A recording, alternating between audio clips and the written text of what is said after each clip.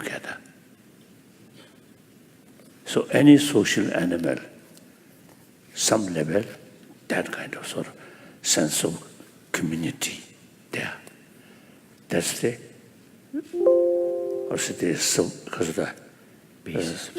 basis for their survival. Basis of their survival. However, a lot of problems which we created, our own creation, including religious faith. Suppose religion bring inner peace. So all religion is emphasis, importance of love, forgiveness, tolerance, self-discipline. However, the religion also becoming one factor, divide people. And then worst case, killing. Now these days, India I think much better. I never heard, you see, like Shia and Sunni. In this country, we never heard killing Shia and Sunni. Next our neighbor, Afghanistan, Syria, and these Muslim countries. It's a follower of same God, Allah, same Quran, every day, 5 times prayer, yet killing each other. It is unthinkable, really. The killing due to political power or economic interest, some way understandable. In the name of religion, killing each other, unthinkable. But it's fact, it's happening. So now these things, we too much emphasis on differences. Differences, secondary level. Different nation, nationality, different religion, different color, within same community, gap rich and poor. All these with too much emphasis on secondary level of differences. So logically, many problems due to with too much emphasis on secondary level of differences. Now the only method is go deeper level, fundamental level, we are same human being. So I really feel we really need a sense of oneness of 7 billion human beings. Now sufficient reasons, mentally, emotionally, physically, 7 billion human beings are same. No differences. Sometimes, as I think concerned people deliberately create some sort of some differences. For example, one occasion I was in South Africa, Soweto town. And I visited one local black African family. And one person, he introduced himself as a teacher. That was soon after the democratized South Africa. So then I told, you already now achieved democratic constitution. But the important is your own mental level should develop. So white people, black people are equal. So you should keep enthusiasm to rebuild your nation. When I mentioned that person, Black African, as a teacher, he, with low voice, he told me, we black people, we are inferior. We cannot match with white people. I really shocked. And I argue with him, no. If we go to hospital, brain specialist, if you ask any differences of human brain due to color, definitely they say no differences. So I argue with him, argue. Then at last he, with long sighs, with a long sigh, long sigh, and he responded, yes, now he convinced we are same brain. So sometimes I think due to certain reasons, due to narrow-mindedness, and try to make some differences, even biological factor. That's totally wrong. So, 7 billion human beings, physically same, emotionally same, mentally all same. So therefore, I always say, start brothers, sisters. And for me, that also quite easy, just to say brothers, sisters.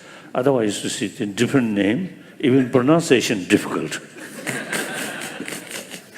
So much better, just say brothers, sisters.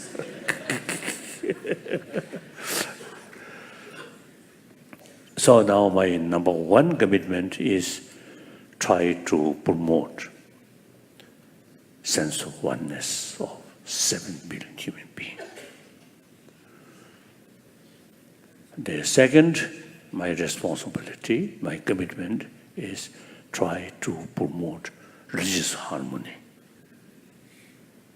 In that respect, I always mention India. Over 3,000, 4,000 years, different religious tradition already developed in this country. So this I describe homegrown different religious tradition. Sankhyaism, Jainism, then Buddhism, and some other traditions. These are homegrown religious tradition. In modern time or later, Sikhism. All these religions are homegrown religion. Then about 2,000 years ago, the Judaism came, Christianity came, Islam came. I think before that, Zoroastrianism from ancient Parsi came. So these come from outside, but all settled very peacefully, very harmonious way. Some little complaint from here and there, maybe. But basically, I think India is the only nation where all major world religious traditions live together. So then, India, not a small country, very big country, over 1 billion populated nation, but religious tolerance, religious harmony, there. So therefore, religious harmony is very possible. So I always say, mentioned India is the example. Religions, different traditions can live together. This is my second commitment. The third commitment, I am Tibetan. The Tibetan people trusted me. So therefore, I have moral responsibility. But Tibetan sort of political responsibility, temporal responsibility is concerned now. Since 2001, we already achieved elected political leadership. Then 2011, the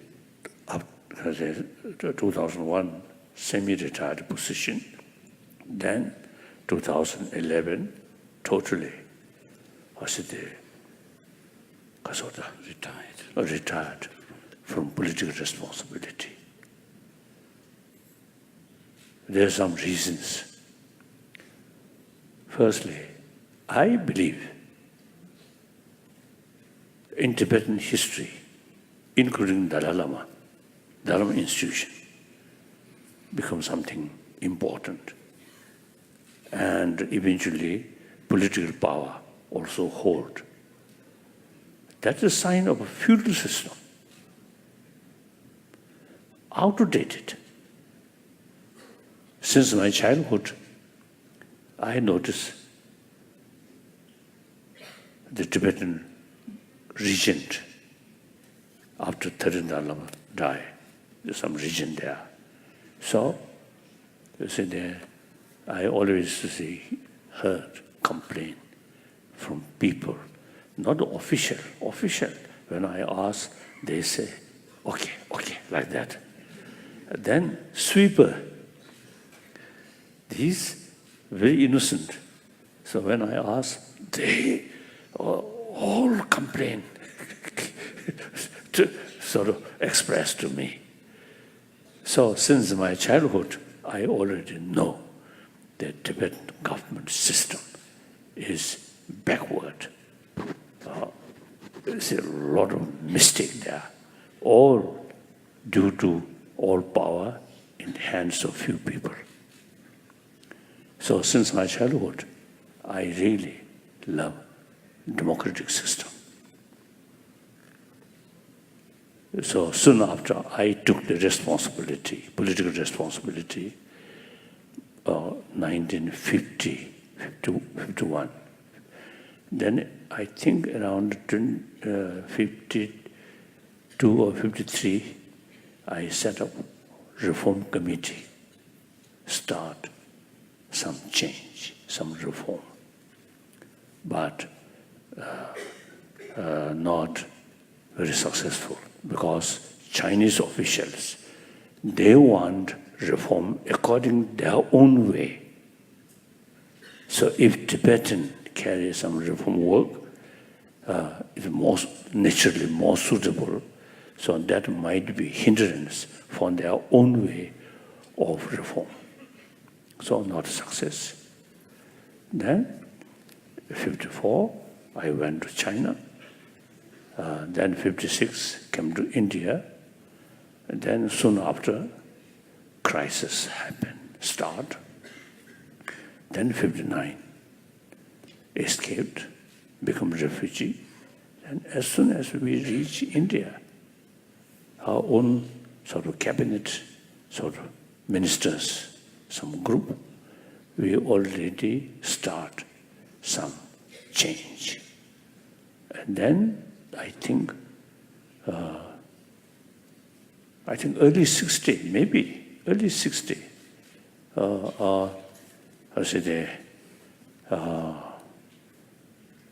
at Buddhagaya, some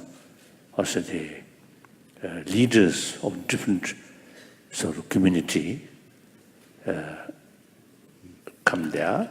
So then we start the appointment of people's representative, Chidu, like that. So we at once we start work for democratization. as I mentioned earlier. Then, eventually, I myself retired like that. So, elected political leadership, now here, so wonderful. During election, more criticism also there. That is part of democratic system, isn't it? Like that. So then, you see, I carry the main sort of my responsibility is preservation of Tibetan culture, including Tibetan language. And more important, those subjects which brought by one of Nalanda master, Shanda Rakshita, from Nalanda tradition. That means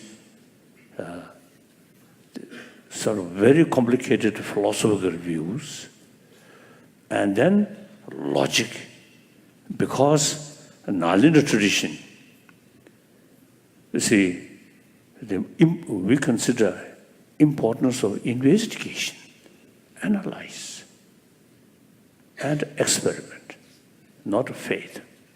Buddha himself, you see, expressed, "Oh, my follower should not accept my teaching out of faith, but rather thorough investigation and experiment."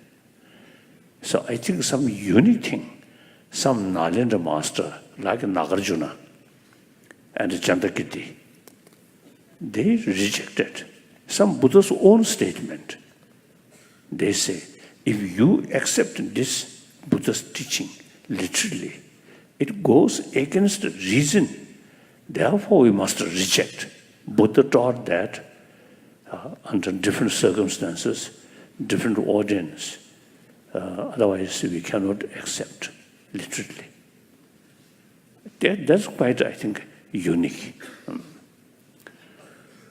So, Nalanda tradition very much emphasizes reasoning, experiment.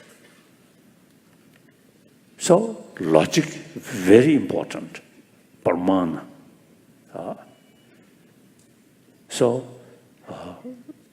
Many Nalanda masters, when they explain philosophy or some other subject, they always use reason, logical approach. So Shanta Rakshita himself wrote about philosophy, one text which we study. Madhyamaka Alankara. Madhyamaka Alankara. Madhyamaka Alankara. Alankara. His own writing, we study still. And then logic. Tatu Samgraha. So, about logic, his own writing. So he introduced the Nalanda tradition. So emphasis reason, logical approach. Therefore, over 1,000 years, you see, Tibetan, we carry faithfully the instruction of Shanta Rakshita. And later, one top, his sort of disciple, Kamalashila, also invited to Tibet.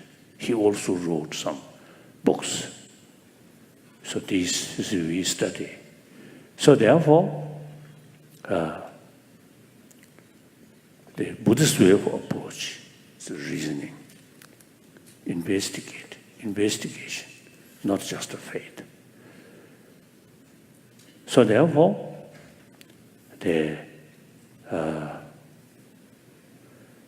since I think more than 30 years, I have serious discussion with modern scientists, mainly 4 fields: cosmology, neurobiology,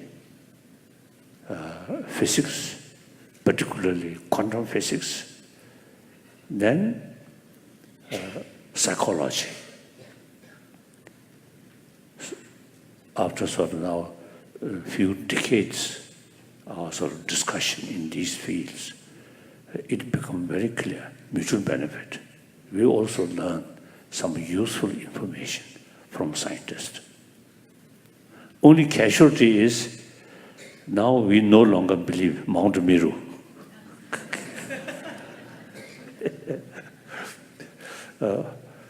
That's no problem. So otherwise the truth, Four Noble Truth. All these major sort of teaching, I think we can go side by side with modern scientists. And particularly quantum physics, we know much better than quantum physicists. Also the psychology. So therefore, they also learn very, very useful the information about mind, about also the complicated philosophical views, these things. So now these days, some Chinese universities, some professor who can have the opportunity to read some of book which we publish here in India. So some Chinese scholars, they describe Tibetan Buddhism is true lineage of Nalanda tradition. That religion, very much scientific religion. Now some of them, they say like that. So I feel preservation of this knowledge is not only interest for 6 million Tibetan people, but I think logic and psychology, these things, I think entire 7 billion human beings, relevant to this knowledge. So my main commitment is preservation of this knowledge. Inside Tibet, a lot of difficulties, a lot of restrictions. But here in India, free country, among refugees, large number of students on this subject. So, with the help of government of India, mainly Jawaharlal Nehru's sort of initiative, we now, over a few decades, nearly 60 years, we re-establish this learning center. So you see, people study continuously. So, and then for this subject, the description of this subject, Tibetan language is the best. Because before Buddhism came to Tibet, mainly 8th century, Shantara Rishida reached Tibet, and he once started translation. So then, before that, Tibetan language, very primitive way. Primitive. Then, while translation going on, you see, new word, coined, invented. Invented. So now today, Tibetan language is the most closest language with Sanskrit. So Sanskrit, a few scholars can speak, otherwise that language. So modern Hindi, no hope. English, of course, no hope. Chinese also difficult.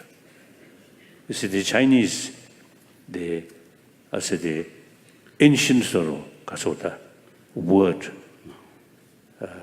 nowadays not used. So some complication there. So now, according to my own experience, it is very clear. The best way to explain precisely this difficult subject, Tibetan word, Tibetan language is the best language. So therefore, preservation of Tibetan language, one of my commitment, it is something very important, very useful.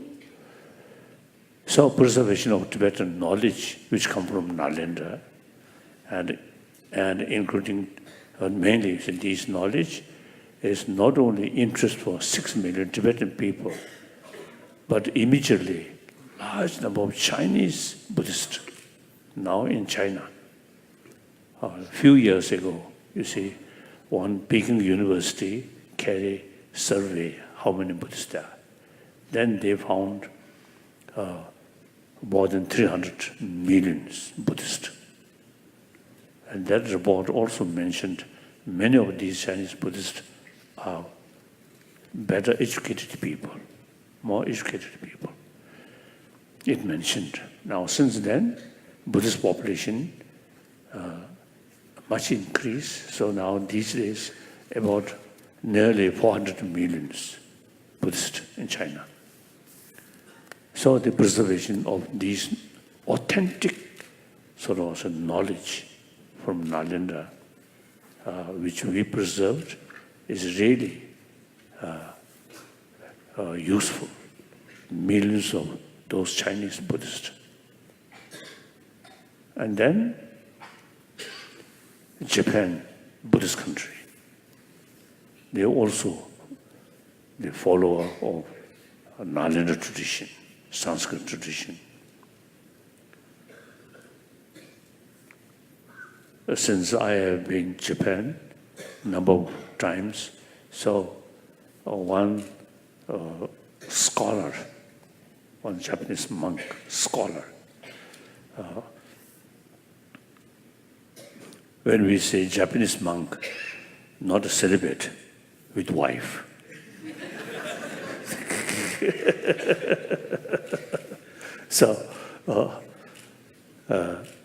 So he once told me, we Japanese Buddhists, see, we always recite the Heart Sutra. Kasa Pranjaparamita Shindaya. We always recite that, but we do not know what's the meaning. That he told me, since we become very close friends, so he told me my explanation about the Pranjaparamita Sutra. They found very useful, like that. So like Gate, Gate, Parangate, Parasamgate, Buddhi, Sa. You see, these very condensed way. Condensed now. Condensed. So the preservation of our knowledge, which introduced by Shantarakshita and Kamalashila, seems, I think, very useful for all those Buddhist countries which follow Sanskrit tradition. Okay. Like that. And then environment, Tibetan environment. Tibet, as people describe, roof of the world. And Tibetan Plato, one Chinese ecologist, he wrote an article. He mentioned Tibetan Plateau, the effect, the global warming from Tibetan Plateau is as much as South Pole, North Pole. So he described Tibetan Plateau as third pole. So obviously, I think you Indian, I don't know whether South Indian, your life depends Tibetan river or not, I don't know. But at least, you see, northern India, the Brahmaputra, and then into China, the Mekong River, and China itself, Yellow River, and then Indus. Indus River. Indus River in Pakistan, and Ganges, and all these rivers, which cover whole northern India, come from Tibet. So the other day I mentioned jokingly, we Tibetan are supplier of water to India.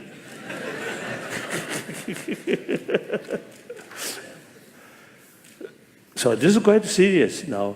Just when I coming here, one group is who dedicated about ecology.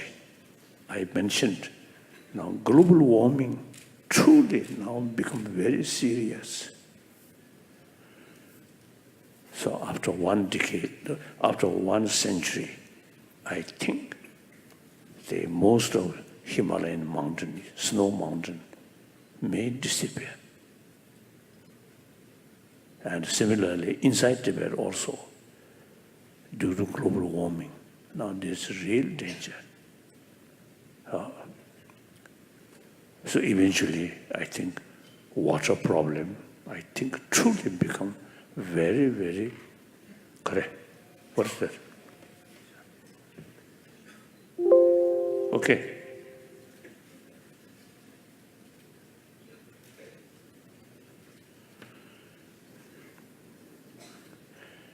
So, one biscuit. Only one. Okay. Only that.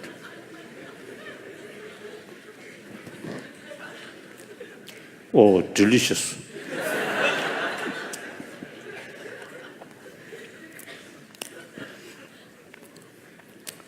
As a practitioner of Tantrayana, too many visualization. So here you also can visualize having one biscuit.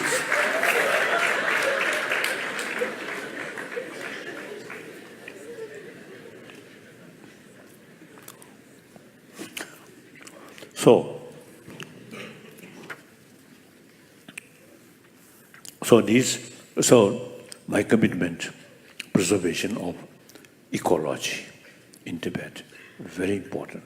Now Chinese government also showing sense of concern, preservation of Tibetan ecology. It's very good, very good. This is subject, subject. Courage and compassion in 21st century.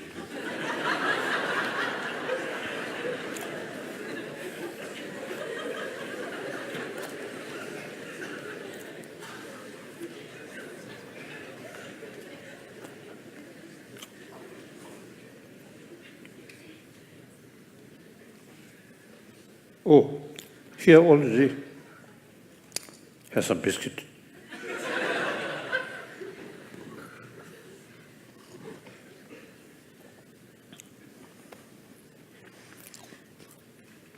Then,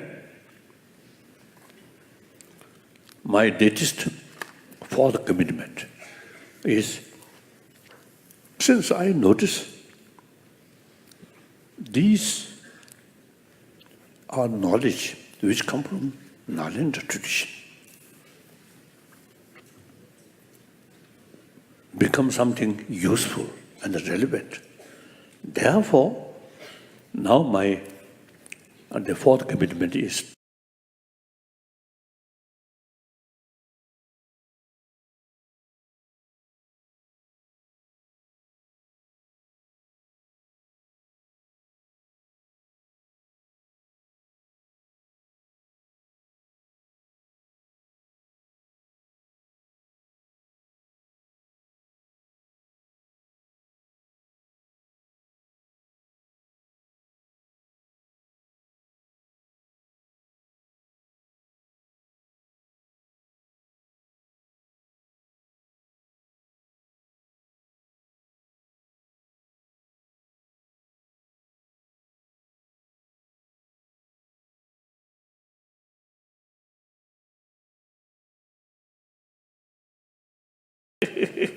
drugs. So peace must develop within our own mind, and these methods strengthening so that peace of mind always maintain in your mind.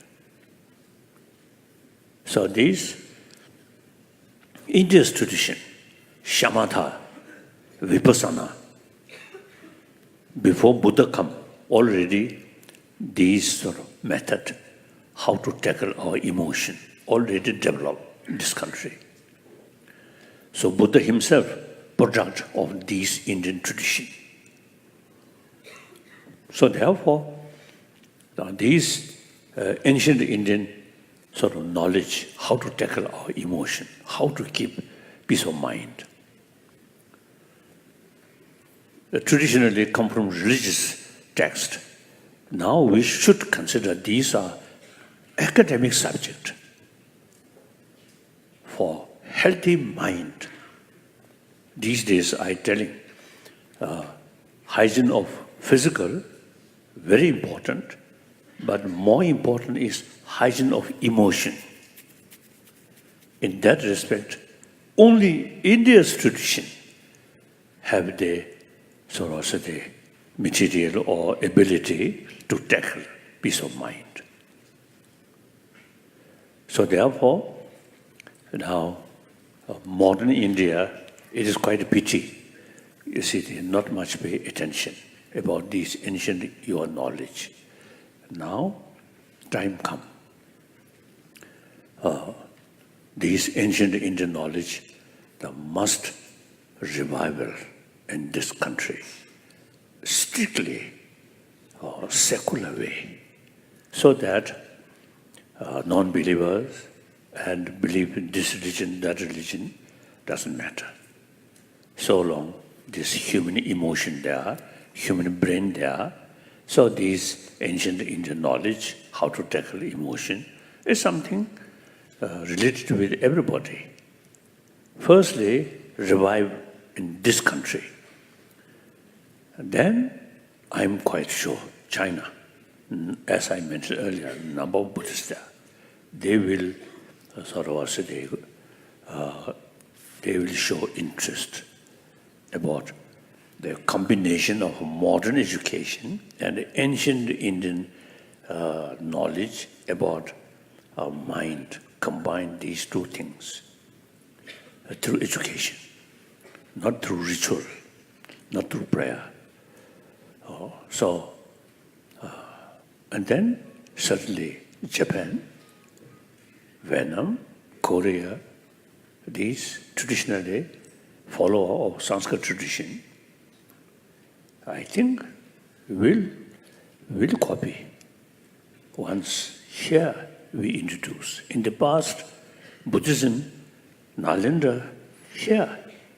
And then these whole Asia used to follow Buddha Dharma, Indian tradition, like that.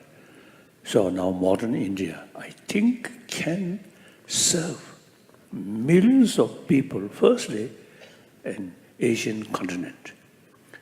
Then European, Middle East, also you see, will pay noticeable attention.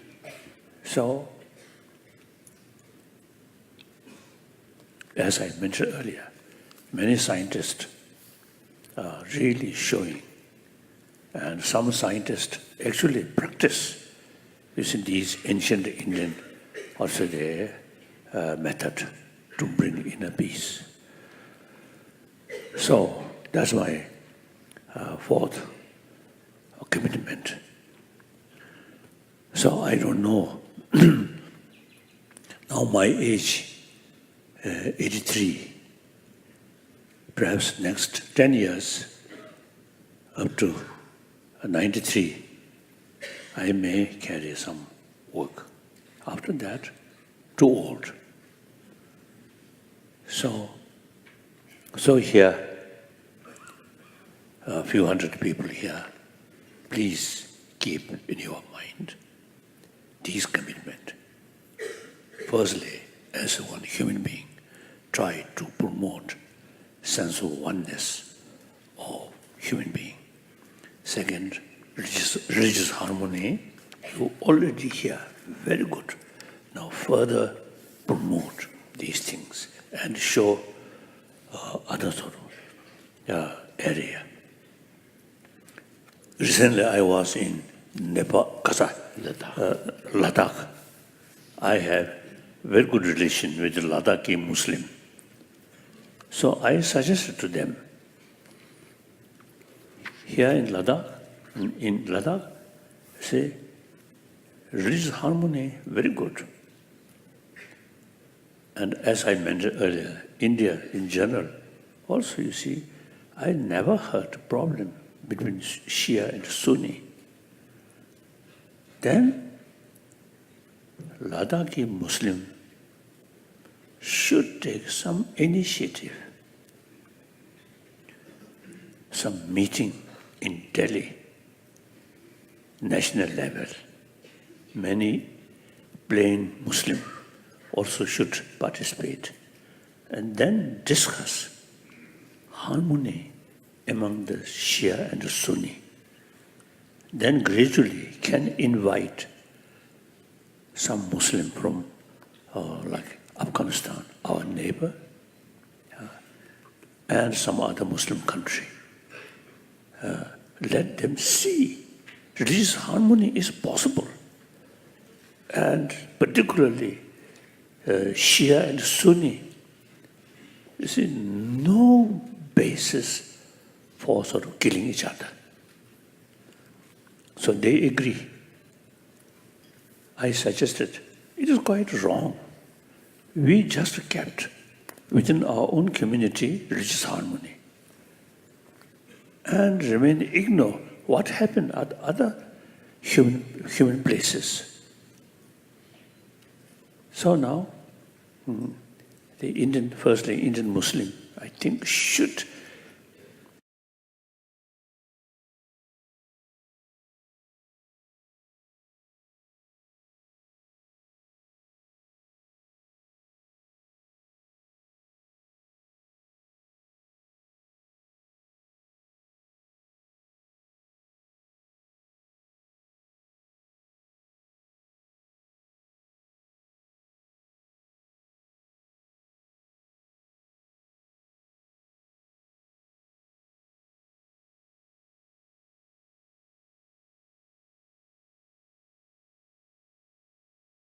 India, I think, should organize international religious conference.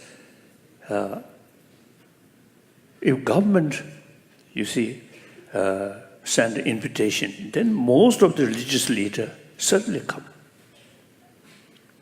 Then show the world religious harmony is possible. We should make effort to promote religious harmony. India is the example, like that. So whether that materializes or not, I don't know. But at least my Muslim friend, I suggested, they agree. So within the next few months, I think they may start some work. Not in Bangalore, but in Delhi. So I think now time come, India really preserve this religious harmony. Now time come to show outside the world religious harmony is very possible, and make effort step by step, like that. So now, Kasar, the real topic? Courage and compassion in the 21st century. Courage and compassion, very sort of related. Courage, as briefly I think mentioned, courage, self-confidence, important. Self-confidence, if you carry your life honestly, truthfully, then you can carry your work transparently. So therefore, you have nothing to hide. Always truthful, transparent. So that is the basis of courage. if you have some sort of different motivation, then courage is very difficult. With, say, the negative emotion, courage is more dangerous. So courage and compassion, very close link, very close link. Like that. So all these knowledge, how to develop, we simply learn from you, from India, ancient Indian. So now, you should pay more attention as your own kasoda, treasure. Your own treasure. I think modern India, you have education system that is so-called modern education, very much oriented about material value. So whole generation who come through that kind of education then create some kind of materialistic life, materialistic society, materialistic culture. So when people who live in such thing, when some emotional problem come, then very difficult to tackle. So Indian education system, I think, should include, as I mentioned earlier, ancient Indian education, how to tackle our emotion, like that. Yoga practice, as a build, very helpful to healthy body. I think with healthy body, very strong body, too much anger, very dangerous. So we pay also the physical health. Equally, we should pay the healthy mind. That's very important. Okay. Now scientists also, they say, constant anger, constant fear is actually eating our immune system. So, the other hand, more calm mind, more compassionate mind, very good for our health, they say. So that I think my main topic. Still a few minutes. So I would like to take some question. And of course, there's a further discussion afternoon also. You see. Now some question, yes. For all of you, the mic stand is right here. So if you have a question, kindly walk up to this mic with your questions. We request you to keep it relevant to what His Holiness has spoken about and keep your questions short so we can take as many as possible. And I would like to have some argument. then I want to show you how my mind, through training of logical approach, critical analysis.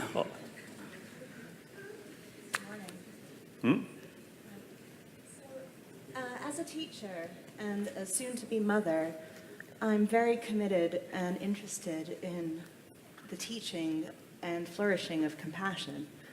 And so you were talking a little bit about fear and strong body, but I would love to know what other things that you think are, that children and young people need to be taught and need to see in order for compassion to flourish. The subject, compassion, teach student. This is not like other subject, mathematics or geography or so on. These you can just, teach, explain. But teaching compassion, I think your physical sort of attitude. Teacher themselves should keep the sense of concern of students' well-being, not only day to day, few years, no, whole life. You see, more happy life, successful life.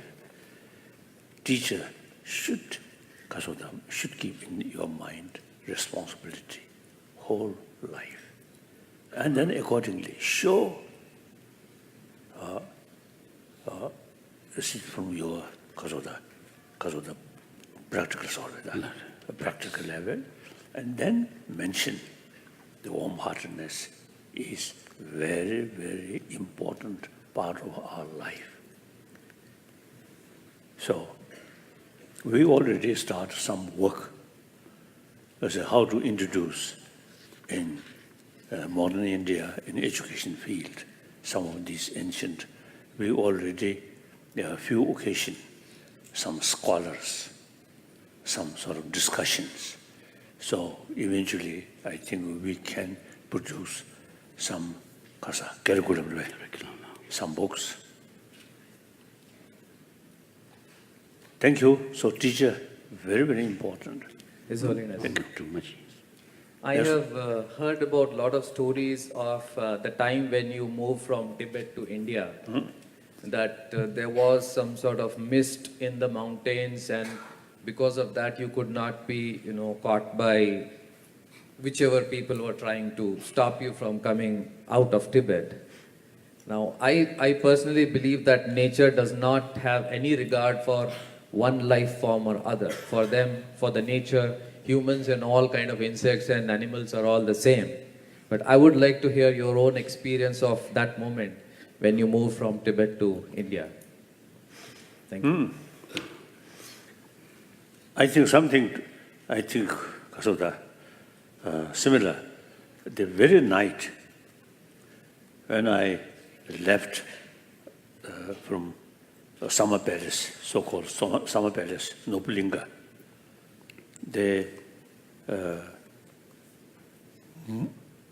so less cloud, so moon quite clear, so it is more dangerous.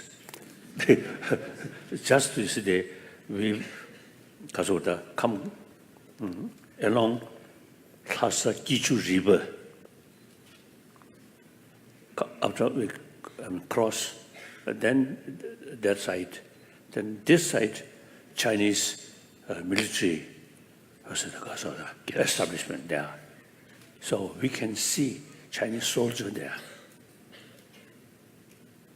So we, at that time, we wish some cloudy, then you see moonlight less. So if you believe God, God unkind that night.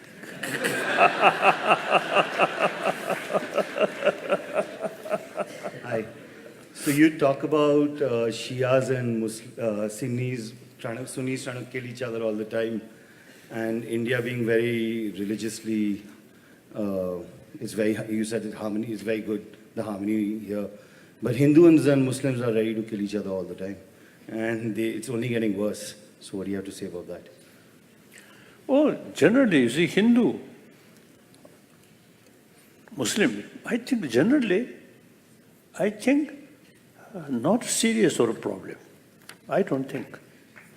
In Ladakh, Buddhist, Muslim, no problem. Occasionally some problem. Recently, in Sanskar, there are some problem. I made some effort, create some small committee to reduce that sort of conflict, like that.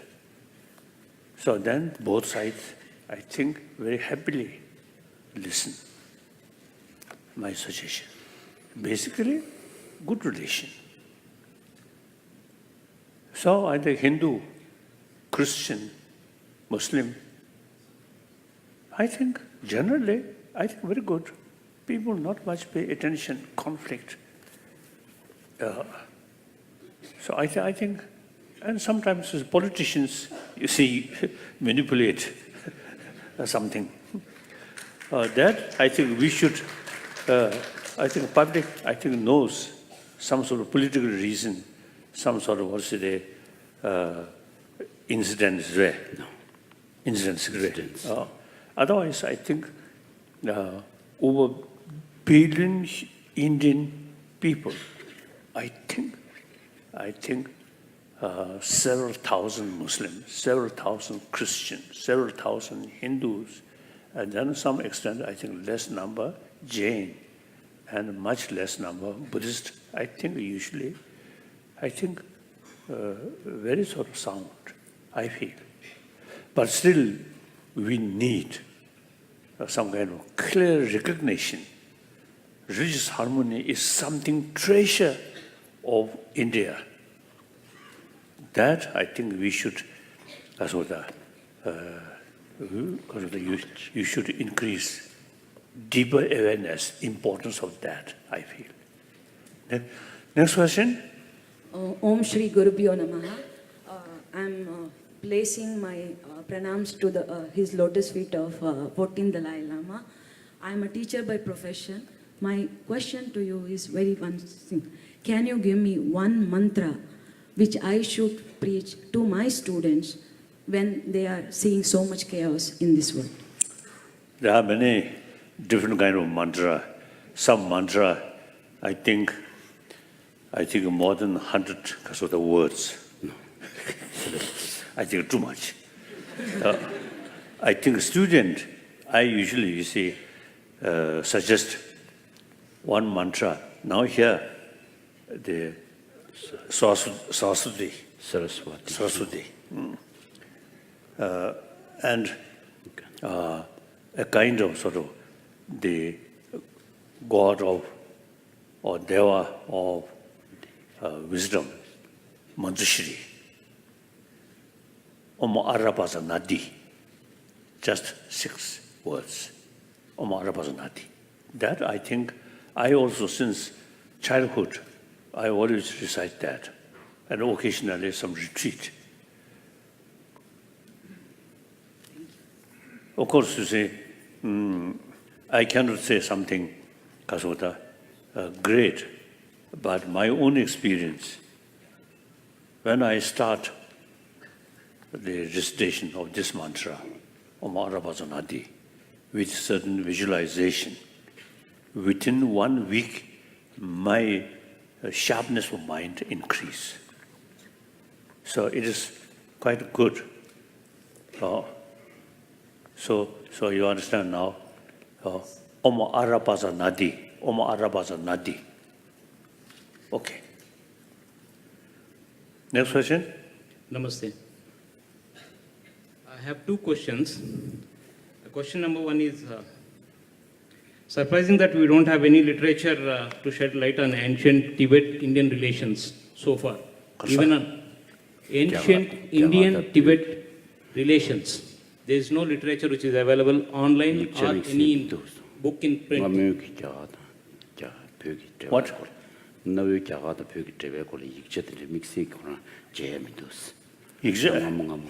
the second question is Buddhism built on hatred towards Hinduism? Sorry. You wanted argument, so is Buddhism built on hatred towards Hinduism? I think first part, as I mentioned earlier, before one great Tibetan scholar,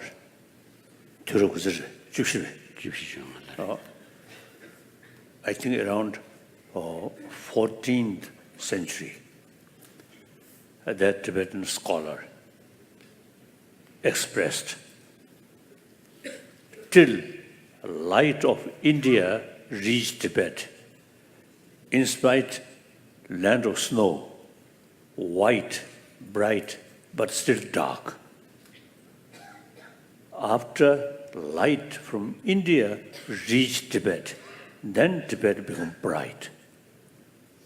So I think before Buddha Dharma reached Tibet, mainly I think 8th century. Even if you interest about Buddha Dharma, I think 7th century, one Tibetan emperor. Although he married with Chinese princess. And then I think influence about Buddhism, Tibet, I think reached through that way. But then the same king, 7th century, he developed Tibetan sort of more authentic Tibetan writing, Tibetan script. You see, developed copy from Devanagari, not Chinese, but Indian script. That's 7th century. Then 8th century, Tibetan emperor, you see, determined to bring Buddha Dharma from Nalanda directly. So he invited Shantarakshita, then later Kamalashila. Since then, number of Tibetan translators visit India. Mainly, I think in Takshashila, maybe some. Then mainly Nalanda. Then Brikamalashila, Madhve, Brikamalashila. So then you see Tibetan civilization, I think much developed. So Tibetan civilization, I think we can say product of Indian Kasoda, culture order, Indian civilization, like that. Then Hinduism and Buddhism. Buddhism, Hinduism, the practice of Shila, practice of, correct, what is that? Hot water, okay. No, okay. Thank you. The practice of Shila, same. Practice of Shamatha, same. Practice of Vipassana, generally same. The difference is concept of Atma and Anatma. So some time back in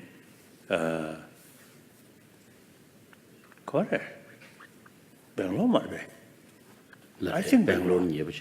One was an Indian sadhus. He very much sort of dedicated for education. The poorer section of children. Wonderful. So one time he invited me, go there, and we discussed. I mentioned to him the 3 training, Shila, Shamatha, Pranja, we are same. The difference is Atma and Anatma. Then I told him, the Atma and Anatma is private business. I believe Anatma, you believe Atma, so no problem. Otherwise, logic, these most cases, I think, quite similar. Okay. Just one comment before my question. I always talk to friends about you, and I say, His Holiness laughs like a joyful child. And then I say, probably he wakes up at 3 o'clock in the morning and meditates for a few hours.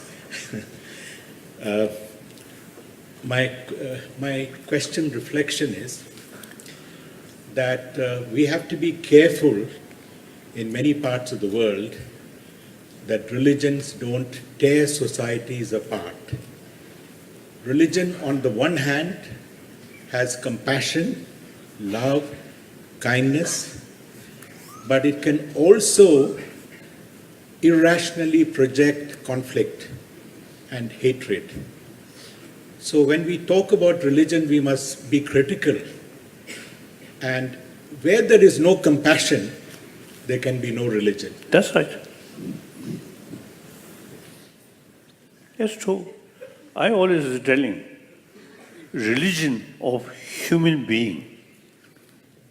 We human being very much appreciate love, loving kindness, because as soon as we born, mother show us affection, love. So this is biological, nothing to do with religion. Other social animal also, when one of their member suffer or dying, they licking. So some kind of closeness feeling. Because our very existence depends on community. So therefore, all these religions are human beings' religion. Therefore, all carry the message of basic human value. That's human love, like that. Then, in order to strengthening that, use different philosophical views.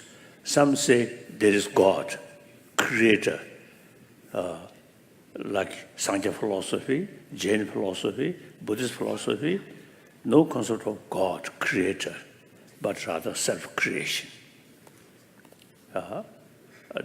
According to theistic religion, you see, we all created by God. God like our Father. What kind of Father? Infinite love. Very powerful. We all children of that kind of Father. So if you seriously think, believe that, no way to kill each other. We all children of one Father, one God. That God also is infinite love. So wonderful. Then the non-theistic religious tradition, you are your own master. So future of your life depend on yourself. So you should behave well. That's now theory of karma, good karma, committed to good karma, or you get benefit. Bad karma brings suffering. So good karma, bad karma, the real demarcation is any action which brings some happiness, some pleasure to other, that's good karma. Any action brings fear, distrust, and unhappiness, that's bad karma. So this, kasadang kalaso, tikare.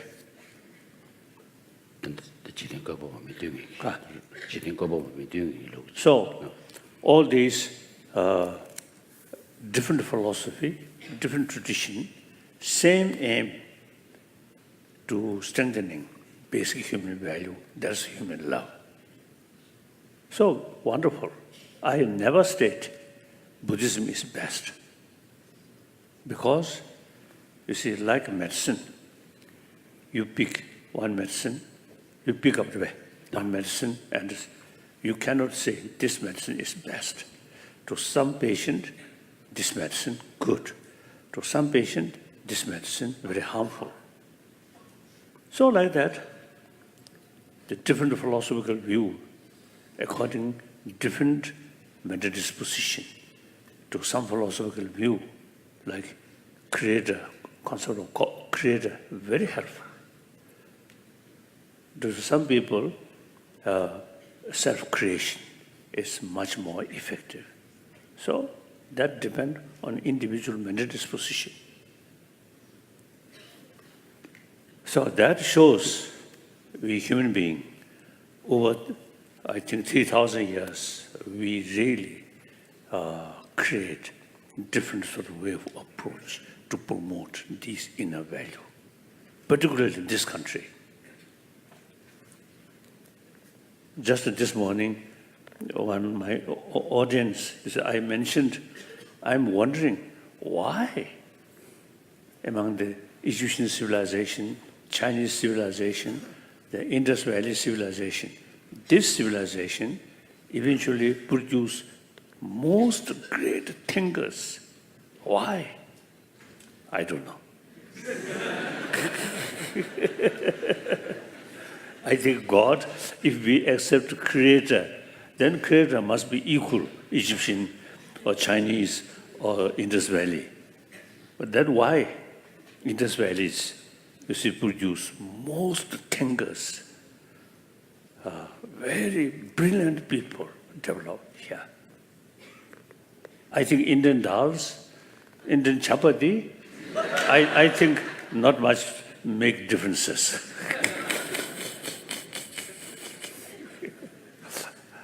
But these days, I'm a son of India. Why? This physical survived with Indian dals, Indian chapati. Then this mind filled by Nalanda thought. So therefore, I'm Indian. I'm son of India.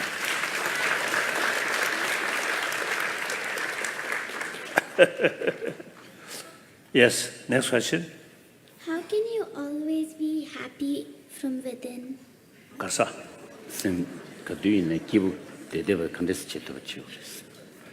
I think our mental attitude, when we face some problem, usually, you see, brings some sadness, irritation, worry, and anger.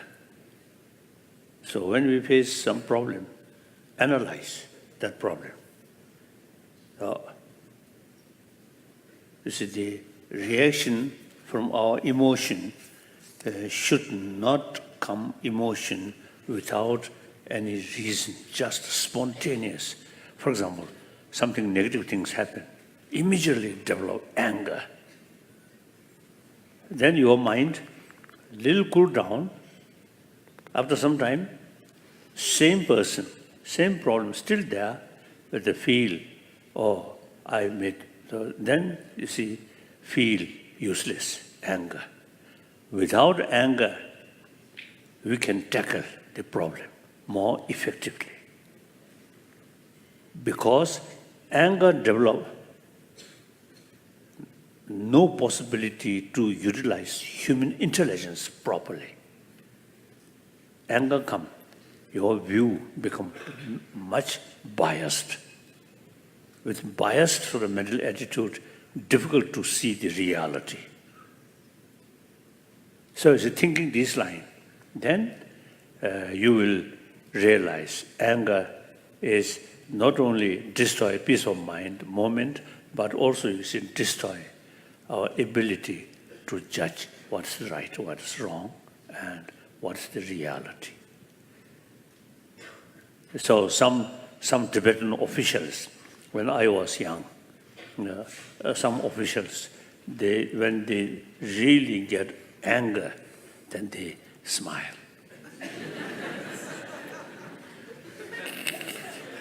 So at that time, people say, now that official really lost his anger. Much smile. So calm. And then think, what's the way to hit most?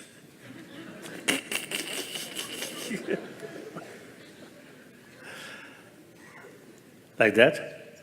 Then, so therefore, the young questioner, you see, when you lose anger, not immediately express, but think more. Try to calm. Okay.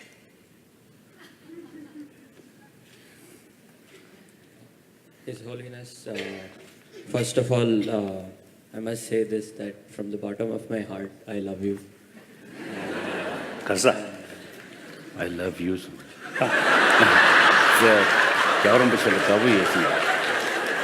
I love you so much. Same thing like our Kabuyus. So are you? Yeah, Kabuyus. Thank you. So, for me, I see a lot of hatred around me, and it becomes harder and harder to have the inner strength to show love in front of this hatred. What can I do? hidden website. long, long, As far as I know, one was a text which wrote by one Nalendra master, I think 8th century, people say 8th century, Shantadewa. Of course, we have no special connection, but his teaching, his book, I think since 8th century, I think that book remained best book, how to deal our anger and how to deal selfish narrow-mindedness. So now it is quite available. So you can buy Karsashabhuti. In original Sanskrit, also there. Then English translation, modern Hindi translation, Chinese translation, already there. So, and Vietnamese also, I think, pretty already. And Japanese translation also now coming. So that book, I received that oral transmission of that book, Kazirgo, I think 67. One Indian origin master, Kunula Marmuchi, Tenzin Gyaltsen. Then he also advised me I should give teaching people. That book will be very useful. So I carry his advice till now. So that book, 10th chapter, the 6th chapter mainly explain how harmful about anger and how to develop patience, tolerance. Very useful. Then 9th chapter, 8th chapter, you see, dealing with self-centered, narrow-minded selfishness. So anger, narrow-minded, selfish go together, side by side. So you see the antidote, how to take anger and how to take self-centered attitude. It's very, very useful. I read this book quite often and also teach other people. Wonderful. Then these are common, whether believe Atma or Anatma, doesn't matter. Believe God or godless or non-believer, same. So we can take these secular way. So very good, very useful. So you read that. The Thank name you. of the book, Holiness, I didn't get the name of the Chocolate book and the author.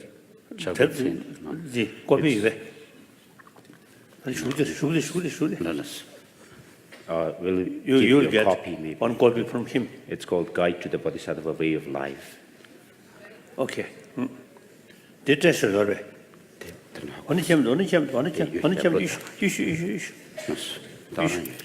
Yes, next question.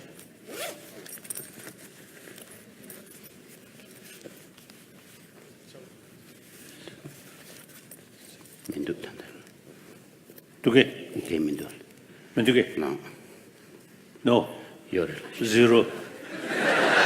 I think you will get no.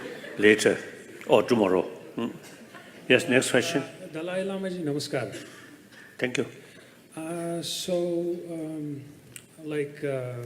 The connection of Hindus with the Guru is something different than the Buddhists feel it, but I don't see it different because I don't see difference in emptiness and Nirgun Nirakar. We say God is without any attributes and without any form, and He's just a presence. So the clear state and presence is same. So I don't know why people find difference. And last time when I met you, I think personally, not personally, you touched my head and I was like so happy about it. And it was a Hayagriva puja, and you said you had 4 things that you wanted to do. One was to establish the Dharma, other was to establish Dharma in West. And then third thing, I don't remember, the fourth thing was re-establishing Buddhism in India. I think I have one of the best analytical machines here, and I'm a devout Hindu, but there's a lot of noise. So I can devote myself to this path. If you help me, I can devote. I will my rest of life. Thank you. If you think I'm a candidate, or I might have to pick myself first, that's also possible, then I can't do much to others. And I was born in Kashmir. So one second. Being a Kashmiri Hindu, like you, like Buddhists, you have to leave your place. So we also have to leave your place, you probably know. And I got auto-initiated into Kashmiri Shaivism. It has something to do with Vajrayana. I had some out-of-body experiences. I have studied engineering and physics, so please let me finish it. And Dalai Lama-ji, I just want to, there's a strong connection with your script also. First time I saw Tibetan script, I had some kind of divine orgasm with myself because I heard it has a inspiration from Sharda, that's the original Kashmiri script, and it's gone now. We don't write it in Sharda anymore. Your question, and the please? Kala Chakra was given by some Kashmiri people. Now thing is our culture is totally gone. So the younger generation, they are westernized, or they become Punjabi, or they become the Telugu. So we are the few people who have still that, please, seed in our heart. So I request you that if it's possible that you create some cultural thing for Kashmiri Pandits, because we are suffering, like there are refugee camps for us, and there are very excellent Buddhist gurus in my family also. They don't recognize, but I see that Buddhist presence in them. So our culture is already under its last phase, which will die, 5,000 years of culture. So I request yourself that if it is possible, some kind of cultural exchange for Kashmiri Pandits who have that seed in them, so it will help us to revive the same lineage that was taken to Tibet, give us back. Or if you think I somehow can help them, I just want to devote to myself right away. Thank you so much. Thank you. Yeah. So, Thank you. So if it is possible to help me, if you think, please let me know. Please keep contact. We already have some institution. Firstly, at Sarnath, no, and also in Dharamsala area also. So we can keep contact. Okay. Thank you. But when I say revival of ancient Indian thought, not Buddhism, something common, Buddhism, Hindu, Jain, and all these traditions about psychology, about logic. So that part I'm trying to revive, not religion. Okay. I'm a scientist. Please ask me. Okay. Yeah. I mean, I'm Buddhist not because I love Buddhism, because I need it. Quran engineer that Okay. Keep contact. Okay. Thank you. His Holiness, Pranam. Could you please share how we can work towards prevention of ecology? Initiatives at the global level are doing no good. and the Quran that Koyu Sunjo that he told Koyu Sunjo told Jawam Chiki say Concha and Denai and us the things on Samuli down DG Chims to the Mangus to the Pendomintus. So ecology. No. Wonderful. Now you are the future of India. I usually make a distinction, generation of 20th century and generation of 21st century. I belong to the generation of 20th century.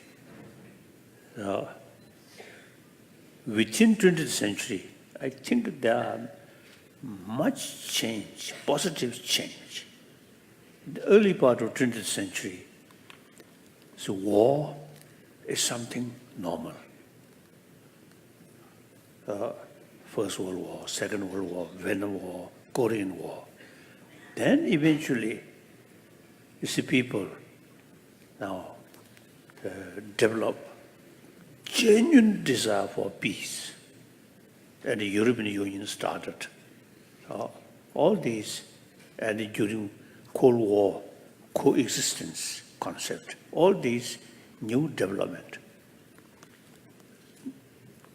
Not like early part of 20th century. Later part of the century, I think much change. Then ecology. The later part of 20th century, I think people really now paying more attention about ecology.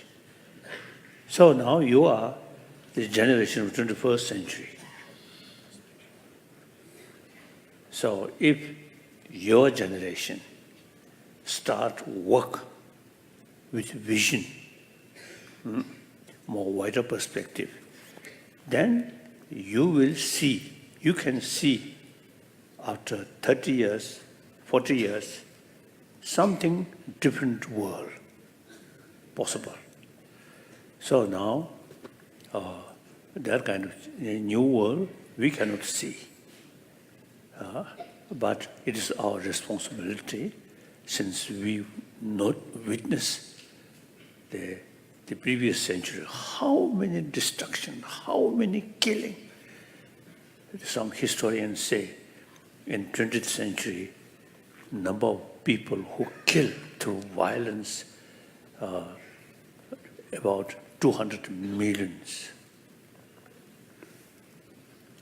So still, in human mind, still the 20th century's sort of mentality. Whenever we see some disagreement, immediately think how to face that by force. That old thing, that outdated. Now this century, your century now should be century of peace, century of dialogue. I usually describe 21st century should be century of dialogue. Whatever we find some disagreement, through talk, not use weapon. So this 21st century, eventually, we should think, you should think more seriously how to demilitarize this world. And in order to external disarmament, firstly, internal disarmament, very important, through education, through knowledge. So you have, great opportunity, great responsibility, and you will enjoy new world, much more peaceful, happy, compassionate world. Okay. Thank you. Good morning, Your Holiness. Namaskara. My question is essentially the following. Ethics, courage, and conviction to always do the right thing is at many times missing when we go back to office on Monday, right? Whether it's our...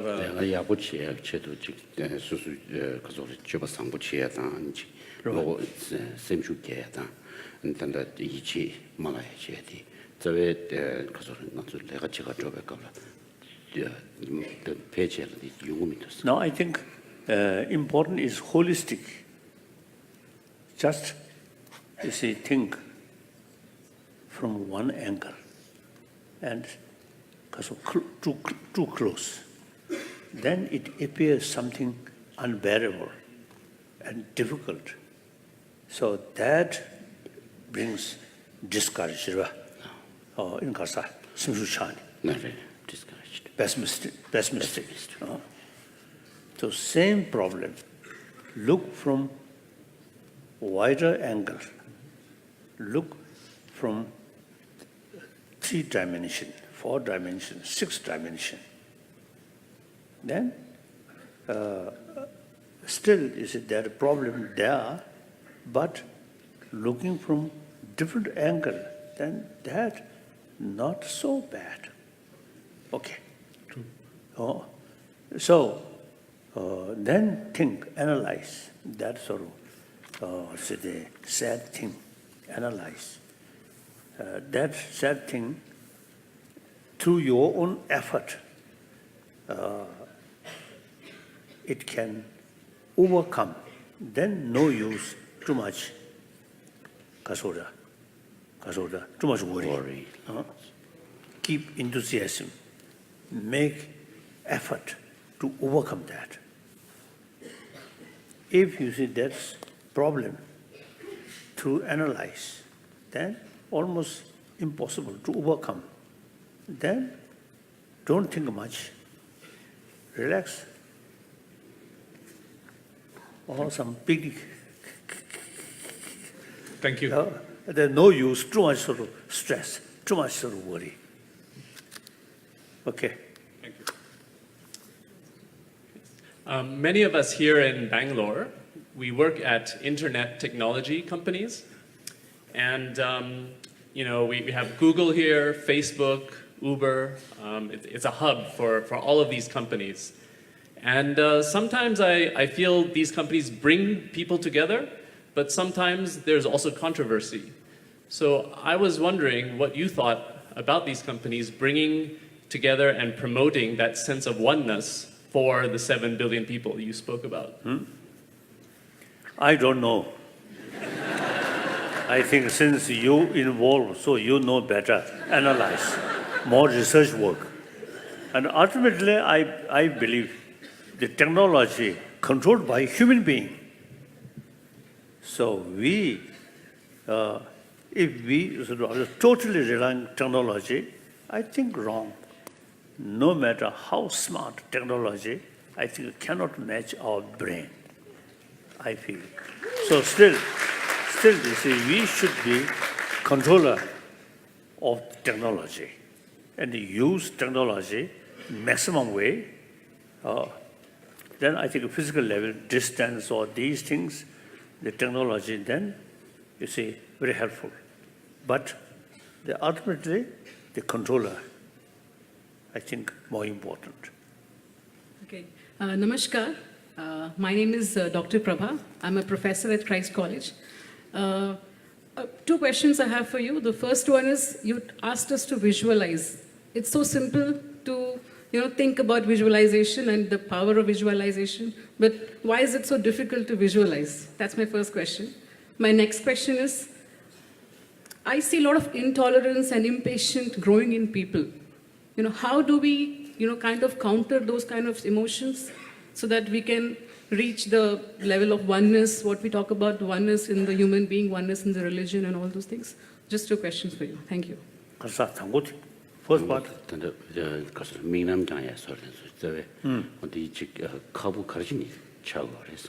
I think that that's why practice of shamatha become important. Shamatha itself, nothing to do with religion. Simply, you see, they mobilize strength of our mind, single-pointed mind. Usually our mind very much sort of controlled or governed by sensorial consciousness. So the shamatha, vipassana, not sensorial level, but mental level.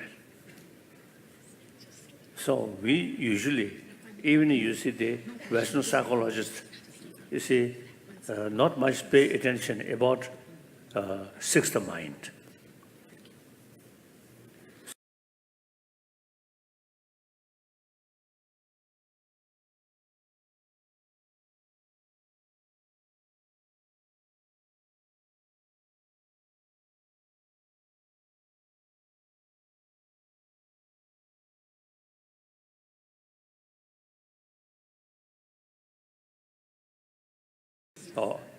Then your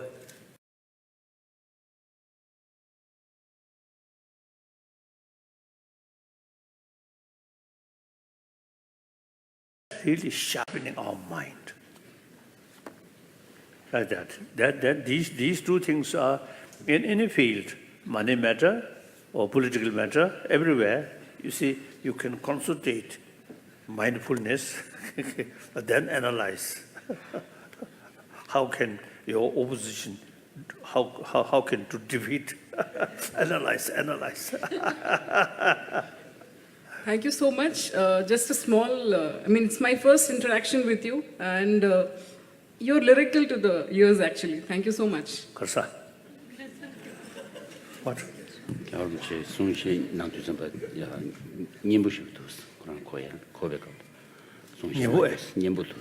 Thank you. Namaste, Your Holiness, the 14th Dalai Lama. My name is Farish. My question to you is, given the large-scale poverty and lack of education and awareness in the country, what role can the government, especially the civil servant and the bureaucracy, do in spreading the message of compassion and courage to the masses? Karsa. Chamsi.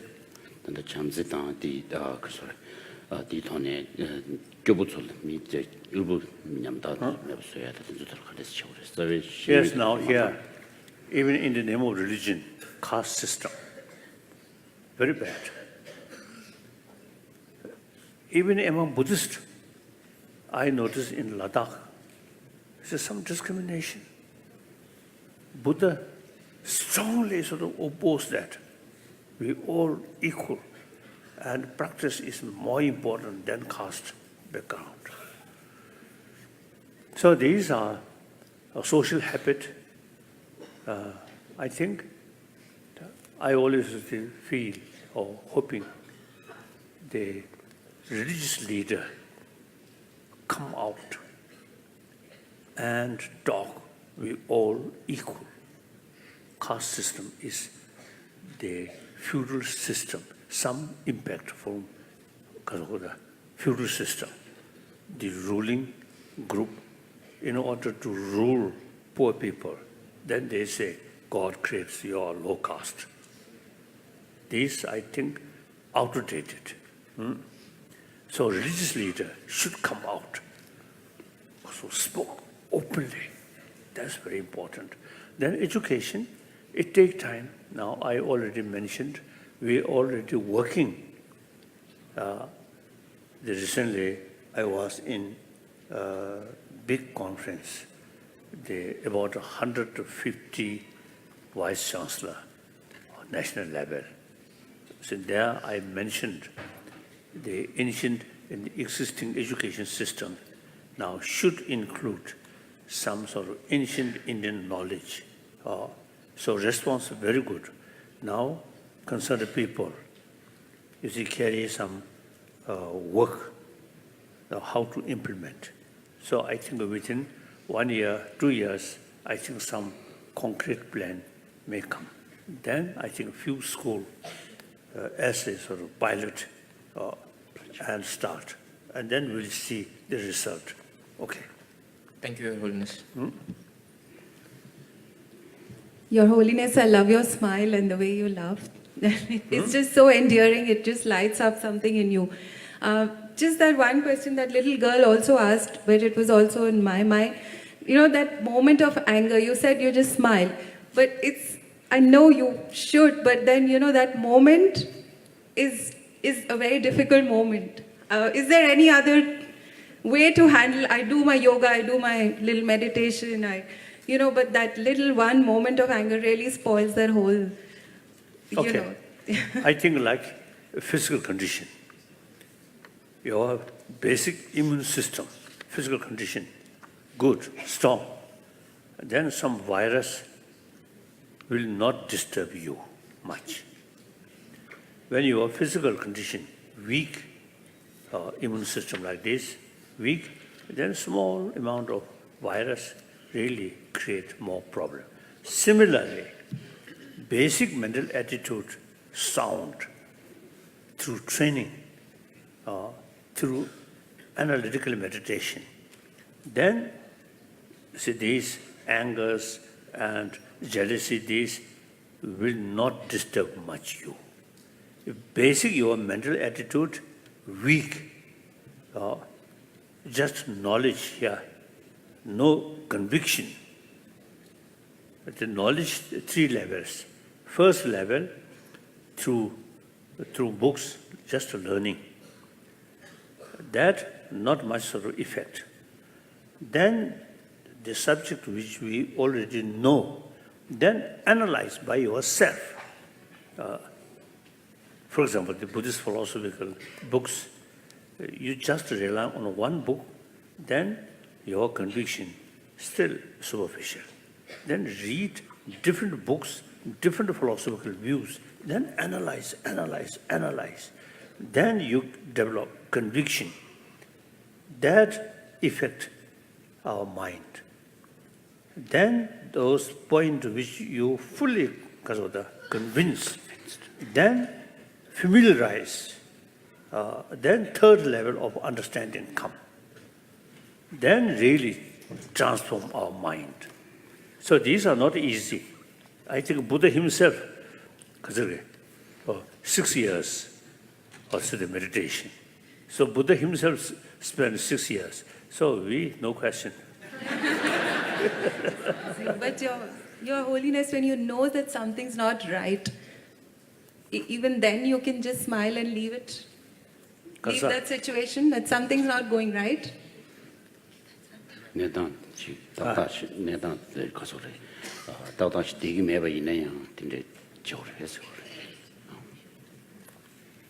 Now, mistake, part of our life. Sometimes mistake bring good experience. So firstly, mistake, you cannot avoid. Some mistake happen.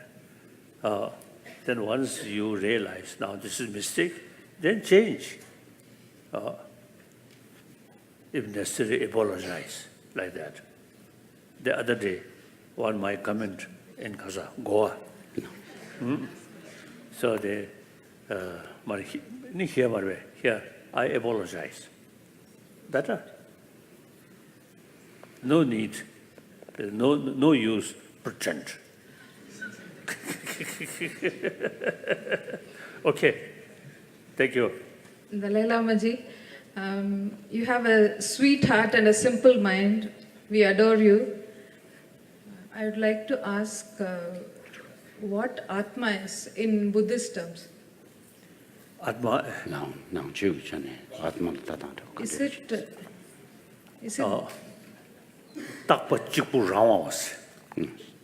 So according to Buddhist treatises, Atma is defined as that which is permanent, unchanging, single or unitary and autonomous entity.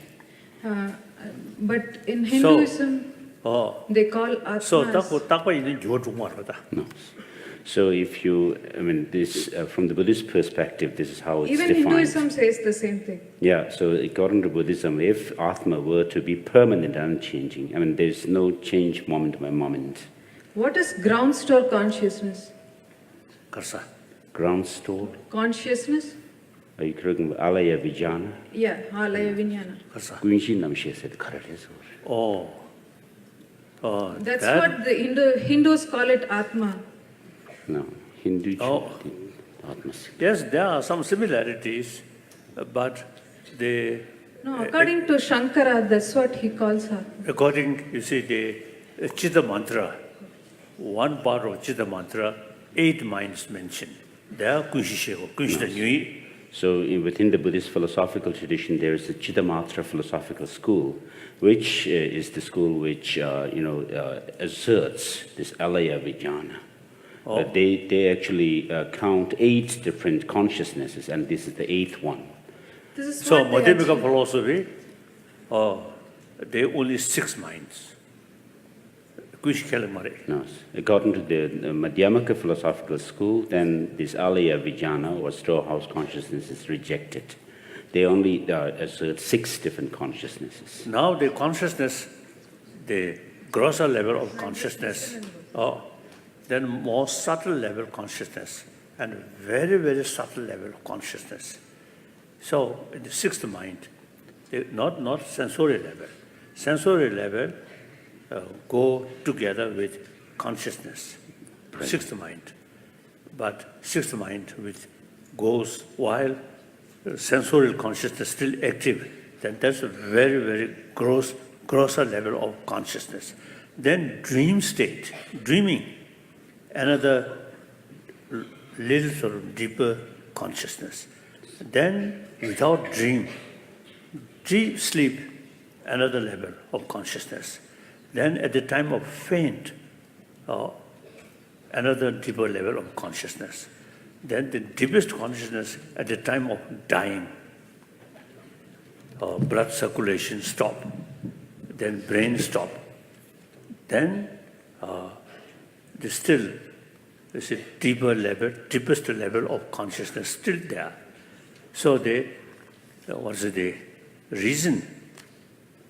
Now there are cases, people who clinically dead, but still body remain very fresh, including my own teacher. He remained that state 13 days, and then some practitioner remain almost 3 weeks, remain like that. So clinically dead, but body still remain fresh. Why? The deepest level of consciousness still in the body. So now some scientists, like Richard Davidson, now some few years past, he already set up one project to specially investigate that case, like that. So that is the deepest level of consciousness. That we continue, through that way, easier connection, this life and previous life, and next life also. So you can call that consciousness Atma, okay, no problem. Huh? Karsa.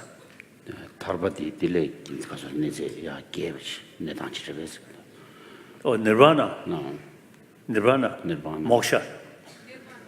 That is completely purified or eliminated in our mind ignorance. That is Nirvana.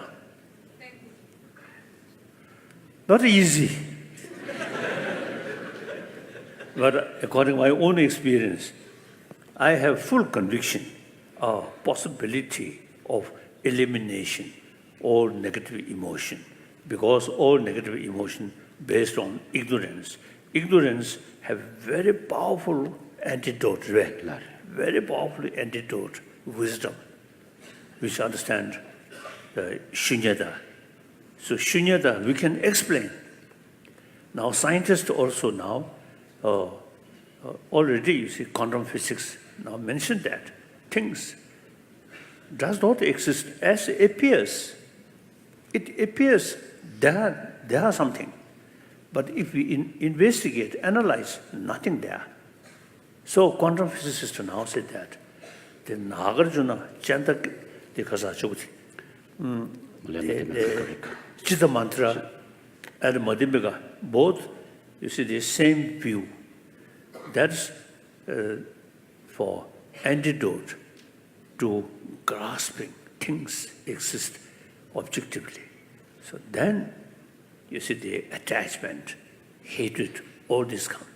Now some Chinese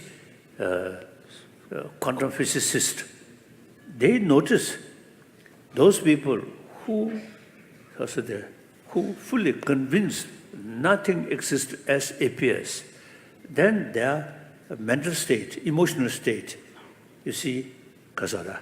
Swinging to the extremes. So these Chinese quantum physicists say that so those who are fully convinced that nothing exists objectively, I mean, for their reaction to us, things is not swinging to extremes. So end of this year, we're going to have some conference with quantum physicists, including some Chinese quantum physicists. We're going to have some discussions like that. So these are, you see, they very valid. So these are validly based on reason and knowledge. The destructive emotion based on ignorance, no proper base. The opposite counterforce, that wisdom. Wisdom have solid basis. More analyzed, become clearer, clearer, clearer. So, and then ignorance is not part of our mind. Although no beginning.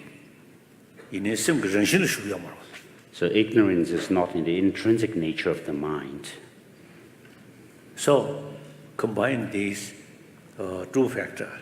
Then I also get some kind of the feeling or possibility of Nirodha, the Four Noble Truths,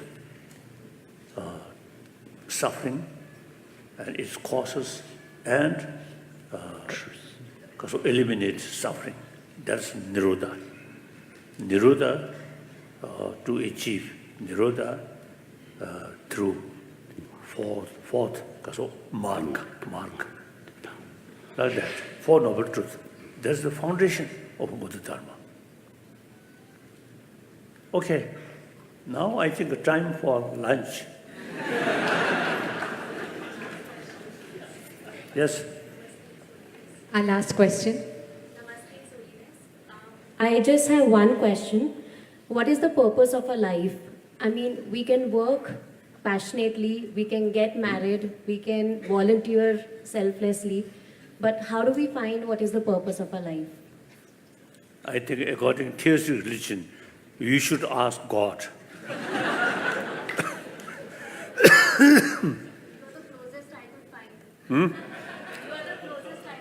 Karsa. The God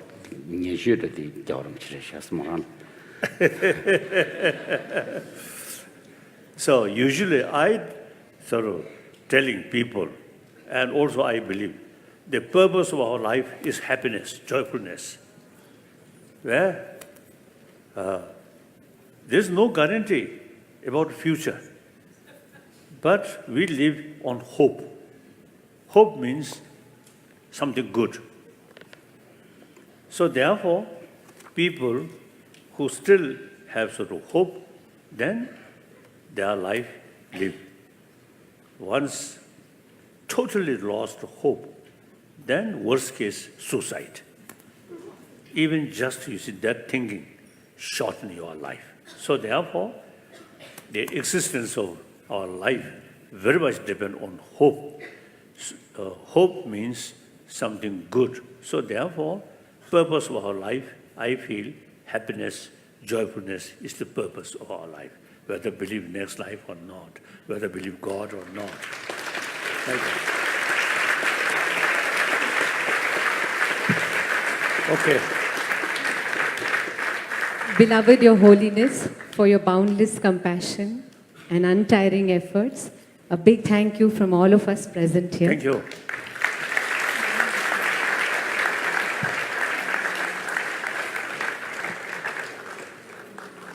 Thank you. Now perhaps I think most of you again see you again tomorrow. Yes. May I request? And afternoon, some serious discussions. May I request the Vana Foundation team to make a floral offering expressing their gratitude?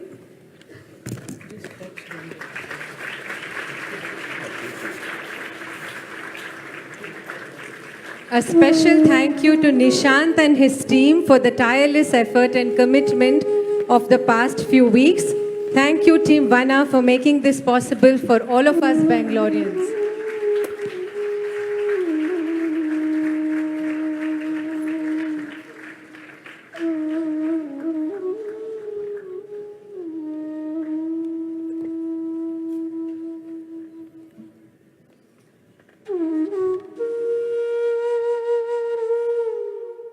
May I request a representative from Manipal Education, our major donors, and Ms. Neelu Singh, our donor, to offer kathas to His Holiness. Thank you for your generosity.